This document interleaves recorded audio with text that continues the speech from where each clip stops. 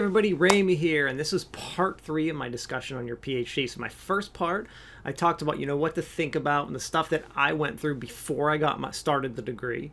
My second part, I talked about what it was like when I was working on my degree. And this part, I'm going to talk about what it was like when I finished and got my first job and what life is like now. So, I was getting ready for graduation, and I was a very naive 24-year-old when I went and started this degree. I thought that, when you had your PhD, life was kind of like handed to you on a silver platter. I mean, I knew it wasn't that easy, but I guess I kind of thought that. Like, this is like, if you can finish this degree and you can do this, you're like you're one of like a select few that can make it through. You were accepted and you were able to go through the grueling process of getting your PhD. So I thought things would be easy.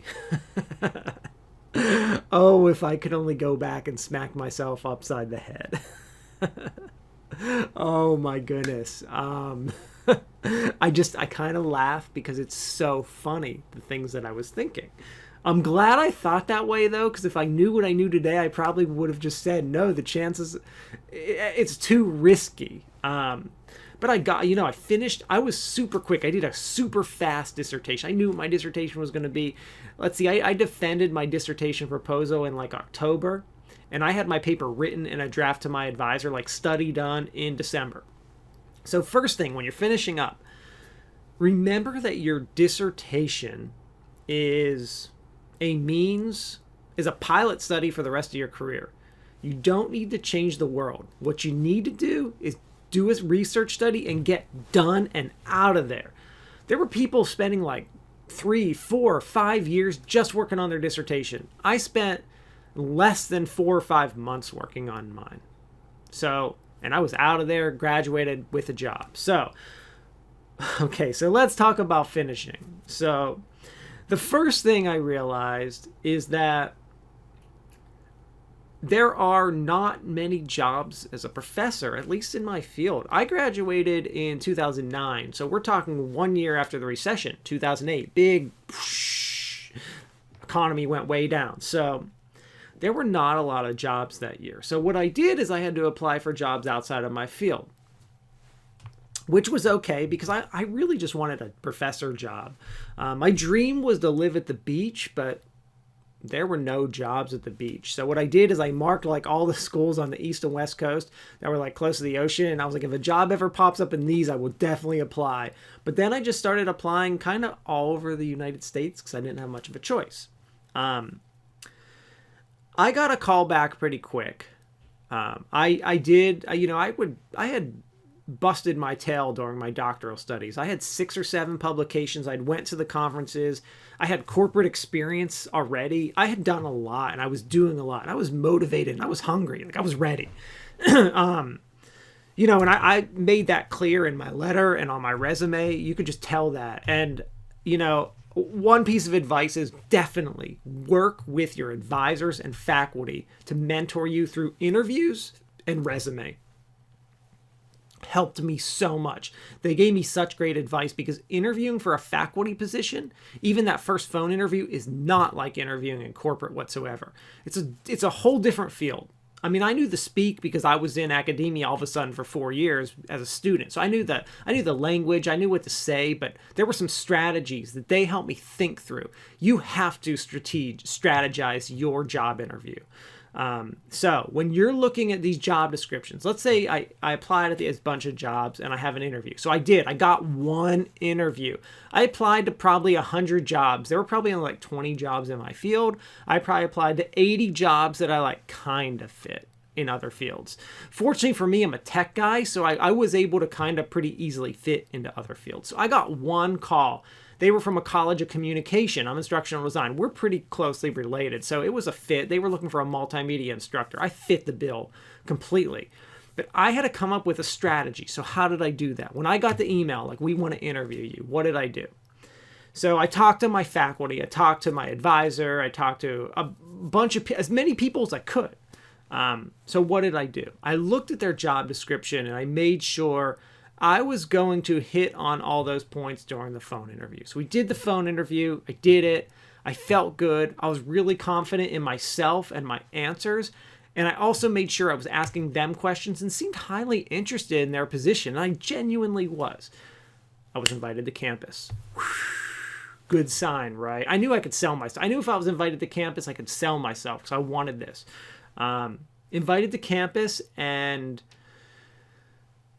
I ended up getting the job. It was a one-day interview, and I ended up nailing it. I got the job, loved it. The thing was, it wasn't where we wanted to live, and it was tough, but I had no other interviews that year. And all of a sudden, I realized, it kind of dawned on me, I guess, when I was offered the job, and that was out of the 100 applications I submitted, that was the only interview I'd gotten.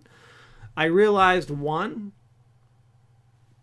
I can't believe I got an interview because I didn't know it was this hard. And two, like, I'm probably never going to get another job. Like, it is so difficult to get a faculty position. I'm so lucky, like, and I started to watch other people, and like people were struggling to even get an interview, or they were getting them and not getting the jobs. And I didn't realize it was this difficult to get a faculty position. I thought I was probably going to end up back in corporate. So the first piece of advice I have for you, if you want to go into faculty and be a professor, it is extremely competitive. There were people applying for jobs who had already been a professor for 5 years and had 20 publications, big major grants, well known in the field, applying for the same job I was. Why did I even stand a chance? How I got my break? The tech stuff.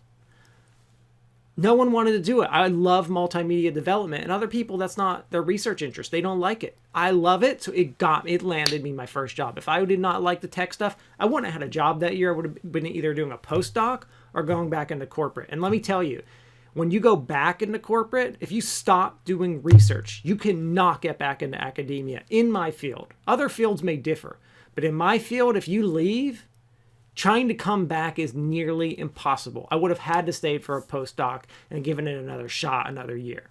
Okay, so I taught that year, and it was actually great. I loved teaching. I loved all my colleagues. We didn't necessarily like where we lived. We were in Pittsburgh, and it was okay.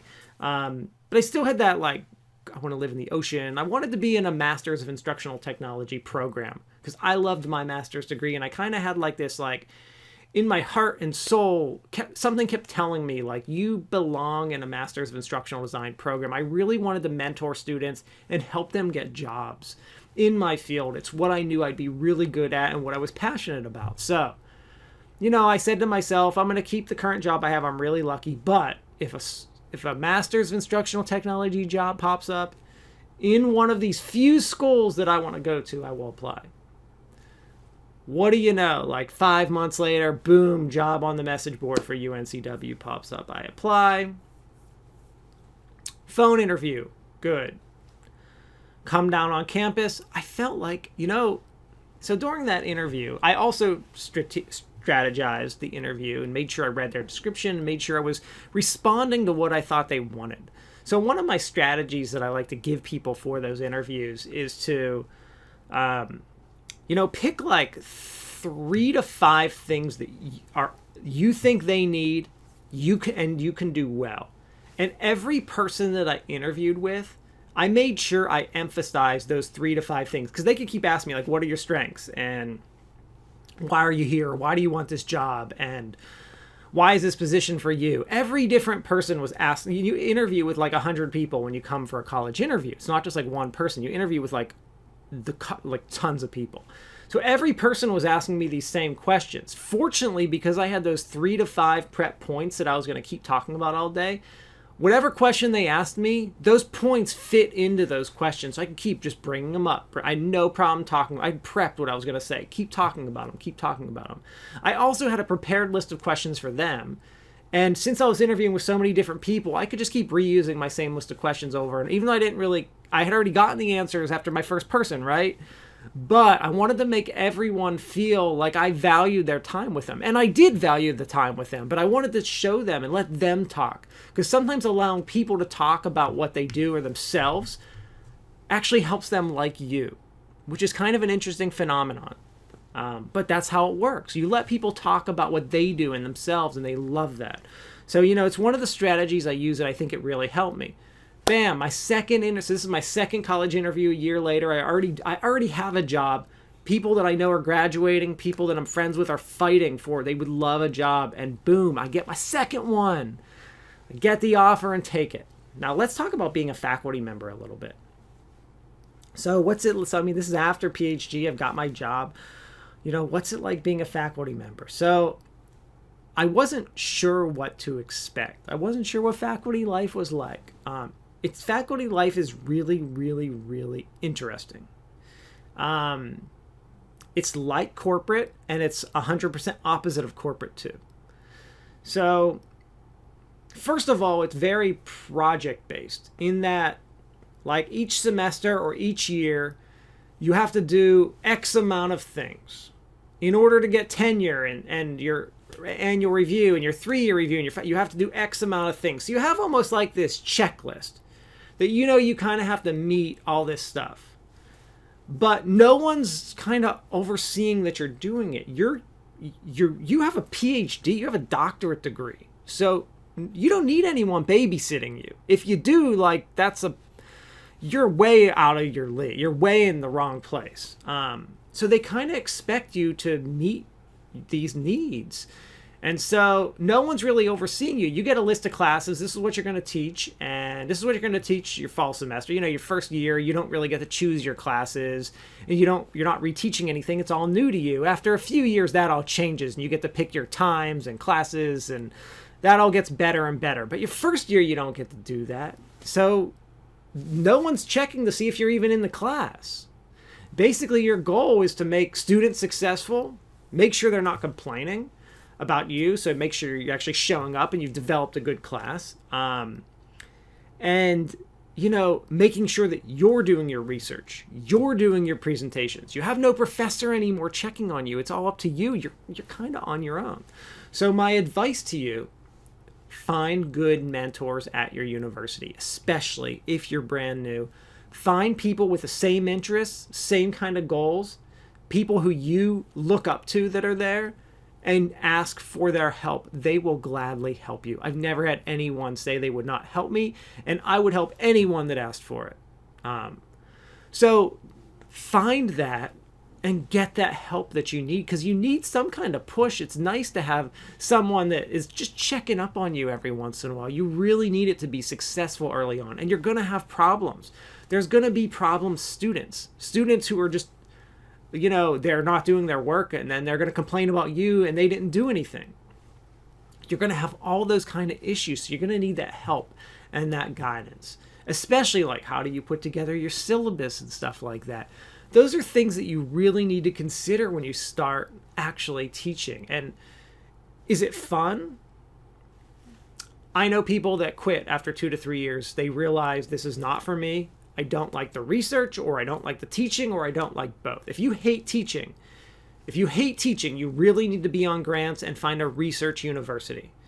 If you hate research, you really need to be at a teaching university where you're not really expected to do research.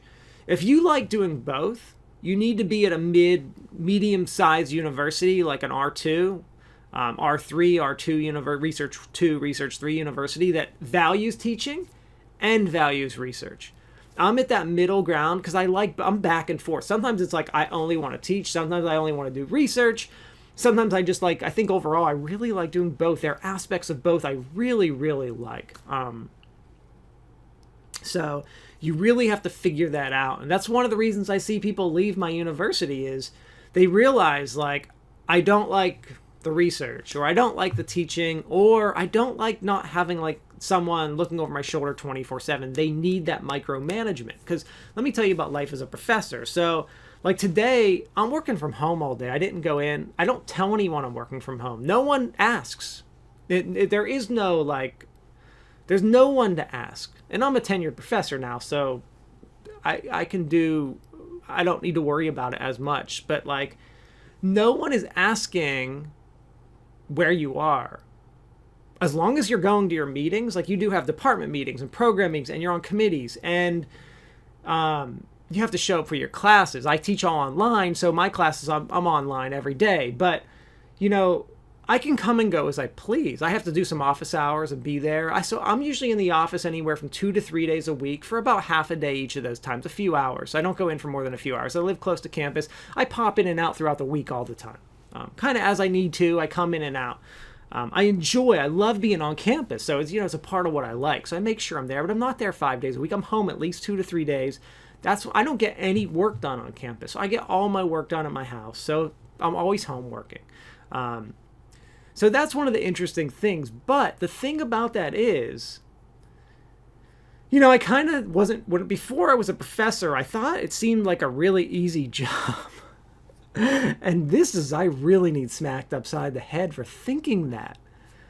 So it's weird. When I was in corporate, I'd work 40 to 80 hours a week. And I wasn't a big fan of the time that someone was telling me I had to work like 8 to 5, and I didn't always like the projects. As a professor, I easily work the same amount. Easily. Yes, I have much more flexibility in my schedule, but I'm easily working the same amount. The difference, 100% difference, is that my job, all the stuff I'm doing, benefits me. Also benefits my university, but it's for me. I'm working on my own research. I have my own research questions. I'm writing a book. That's work. Me writing a book is work. And it counts for work. And it's what my work values. I'm developing my classes that I love on topics I like. And I learn about the topics as I teach them too, because things are always changing. And I get to talk to students who will challenge me intellectually to think about new things that I haven't thought of. So, when I was in corporate, I felt like it was like 90% work and 10% fun. In academia, it's 90% fun and 10% work. Now, it's all work, but I enjoy 90% of it or more. It's just like everything you do is for yourself. Like you just keep benefiting yourself. You're doing what you're interested in. And let's say I also have a good schedule. Like, let's say I don't want to work in the summer. Now, I'm a program coordinator, so I have to work in the summer, but that's my choice. Let's say I'm like, you know what? Like, my health is going down. My kids need me, or whatever it is. I can literally take off the summer and say, I'm not going to do anything this summer. I'll get less money, but I have the option to do that, and it doesn't impact me whatsoever at work. There's no impact. It doesn't look bad. It doesn't look good. It doesn't look anything. I can just do that if I choose to. That's one of the greatest things about my job is the flexibility. And ironically, I very, very, very, very, very rarely see a professor just taking off time. We're always working. Why? Because you're passionate about what you do. It's a whole different mindset. It's such a different mindset from corporate. You're so passionate about what you do that it becomes your life and you're always doing it. It's a really funny phenomenon. So as I moved through being a professor after year 7, I was promoted to assistant professor and I was able to get tenure. So what does that even mean? Like, is that a good thing? Honestly, tenure doesn't mean much. We have this I guess it's like this thinking from like olden days, like decades ago, when tenure was a little different. But today, tenure doesn't mean too much. It means that if I was going to be fired, they have to go through due process to fire me. That means like I would have to do something wrong. So if I just like stopped teaching and showing up to work, I would be fired, hands down, with tenure. But the point of tenure in academia, let's say I do some research that the university doesn't like, I don't know, anything, just I could, whatever it is. Let's say I do research the university just doesn't like think about our current political atmosphere. Just imagine if I declare myself on one side or the other of the spectrum and start doing research on that. If the university doesn't like that research, they don't like the publicity I get, they cannot fire you for it. That is you're protected because of tenure. Now, some people say, well, the university should be able to fire you, but let me tell you this. No, tenure is a good thing. If we didn't have that, we wouldn't have. Academia has so many people that will do very, very, like people were researching the cigarette industry. They couldn't be fired, even though the cigarette companies were coming at those universities and saying, we're going to pay you money, like get rid of that person, we want them gone. Like the university couldn't do that. So it's very vital that faculty members still have tenure for that reason. So, that's something to think about. But I have tenure, honestly, it changed nothing about what I do or where I am or what I'm doing. I'm bettering my career. I'm still working my tail off from when I was going to school, just as much, but it feels a lot different. It's a lot more comfortable. I get to do what I want. But yeah, that's my experience, and that's what it's been like after my PhD. The effect wears off. Like, it's really cool the first time someone calls you like doctor, whatever. Really cool. After by the fourth time someone calls you it, you're like, okay, I think I'm done hearing that for the rest of my life. Just call me by my first name. At least that's me. Some people really still like it, but I kind of didn't. I don't like it so much. Maybe I get embarrassed. I'm not a big person that likes praise. So, it kind of wore off pretty quick, but it's still nice. And now that I have children, like telling them that, they're like, oh, so you like fix hearts, and they're totally confused because they're little about what kind of doctor I am. We've tried to explain it a million times. I tell them I'm a professor, and they're picturing, like, if you've ever seen the Disney Channel, like the professor is Scrooge McDuck, like the old guy, it's like the stereotypical old guy cane smoking a cigar, like I guess from like the 1940s or something. I have no idea. Or they're picturing like Albert Einstein. Like, that's totally not me. But it is cool and I do like it. So, and I'm really happy with my decision to do it. But I didn't realize how difficult it was to become a professor, how lucky I've gotten. And I've also worked really hard for that luck. I've made my luck, but I got lucky. I was at the right place at the right time in a lot of instances. So those are things to consider if you're really thinking about this lifestyle. Thank you very much.